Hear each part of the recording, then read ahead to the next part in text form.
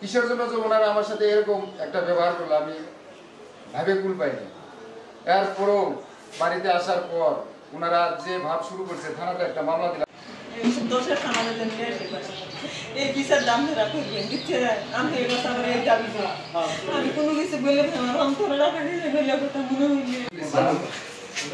আমি বাংলাদেশে যদি আসি, বাড়ির ভিতরে থাকাকালীনে আমার বাড়িতে আমার গোষ্ঠীগত ভাতিজা মাসুদ এবং রুবেলকে ওনারা মাসুদকে হত্যা করে এবং রুবেলকে জবাই করে।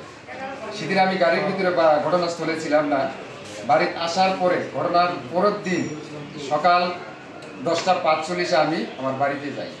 যাওয়ার পর দেখি মাসুদ আমার ভাতিজা মাসুদকে খুন করে ফেলে এবং আমার ছোট ভাই ও ময়মনসিংহ হসপিটালে নিয়ে যায়। নিয়ে যাওয়ার পরে জানা বেসে যায়। যাওয়ার পর তার পরের দিন সকাল 7টার সময় পুলিশ আমাদের বাড়িতে যে আমার মা এবং আমার স্ত্রী আমাকে জিজ্ঞাসাবাদ করে। জিজ্ঞাসাবাদ করার পর ওনারা থানার আটক দিয়ে দেয়। নিয়ে যাওয়ার পরে ওখানে অনেক রকমের জিজ্ঞাসাবাদ করে। জিজ্ঞাসাবাদ করার পর আমি যে একজন সৌদি প্রবাসী, আমি থানাত বলছিলাম যে আমি একজন সৌদি প্রবাসী, আমি বাংলাদেশে আসছি 2 মাসের ছুটি নিয়ে। স্যার আমি অনুরোধ করি আমাকে এইভাবে ফাঁসায়েন না। মাত্র 2 মাসের ছুটি নিয়ে আসি, আমি অসুস্থর কারণে বাংলাদেশে চিকিৎসা করার কারণে আমি আসছি আমার কোম্পানির অফিস থেকে ছুটি নিয়ে। বাড়িতে আসার পর যখন পুলিশ আমাকে এভাবে ধরে নিয়ে যায়, নিয়ে যাওয়ার পর মিথ্যা একটা মামলা দিয়ে আমার অনেক দূরপন্ত নিয়ে যায়। আমি জেলে যাই, 3 মাস 8 দিন জেল হাজতে থাকি। থাকার পর বাইরে আসি।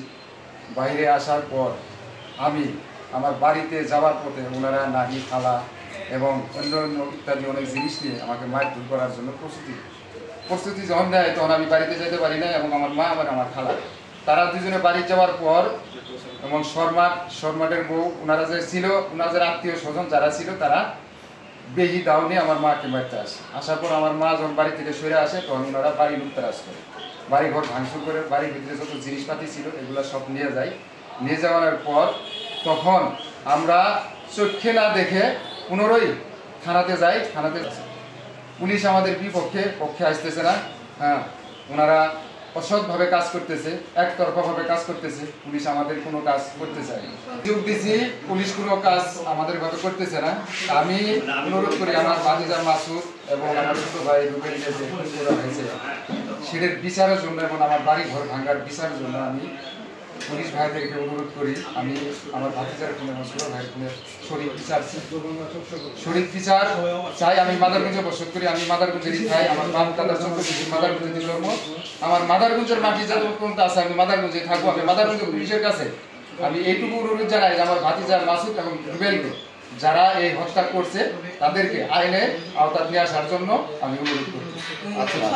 আমি তার বলছি, দেখেন আমার ছোট ছোট 3টে বাচ্চা আছে, আমার মা আছে, আমার সংসার গরিব মানুষ, অনেক কষ্ট করে আমার জায়গাগুলো বিক্রি করে দিতে চলে গেছে। আমাকে এই মামলাতে ফাঁসায় না। আমি অনুরোধ করি, এই খুনের সম্বন্ধে আমি কিচ্ছু জানি না। পুলিশ তারপরও আমাকে সন্দেহমূলক চালান দেয়, উঠে যায় নির্দোষ প্রমাণ করে আমি বাড়িতে আসি। বাড়িতে আসার পরও ওনারা আমার বাড়ি ঘর লুটতরাজ করে, আমার মাকে গালিগালাজ দেয়, আমার ঘরের ভিতরে যত জিনিসপাতি ছিল ভেঙে ছিঁড়ে নেড়াঘেরা করে, আমার বাড়ির যে বেড়াগুলো আছে একেগুলো কেনাবেনা করে ফেলছে।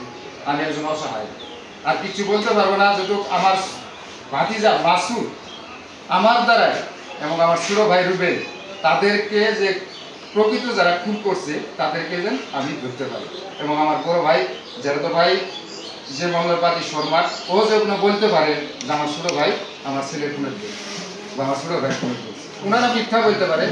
ওনাদের সাথে পূর্বকালে কোনো শত্রুতাও ছিল না আমাদের সাথে, আমার বাবার সাথে ওনা, আমার সাথে ওনা, আমার মা বাবার সাথে ওনা, কারোর সাথেই। কিসের জন্য যে ওনারা আমার সাথে এরকম একটা ব্যবহার করলো আমি ভাবে কুল পাইনি। এরপরও বাড়িতে আসার পর ওনারা যে ভাব শুরু করছে, থানাতে একটা মামলা দিলাম বাড়ি মুক্তাচারের কারণে, থানাতে মামলা নেয় না। পুলিশ কালকেও আমাদেরকে অনেক গালিগালাজ পাচ্ছে, তোমাদের মামলা থানাতে নেওয়া হবে না, তোমরা একটা খুনি, এই সেই অনেক কিছু বলে। তো এদেরকে আসলে যে কি বলবো, যে সত্যর কিন্তু মৃত্যু হয় না।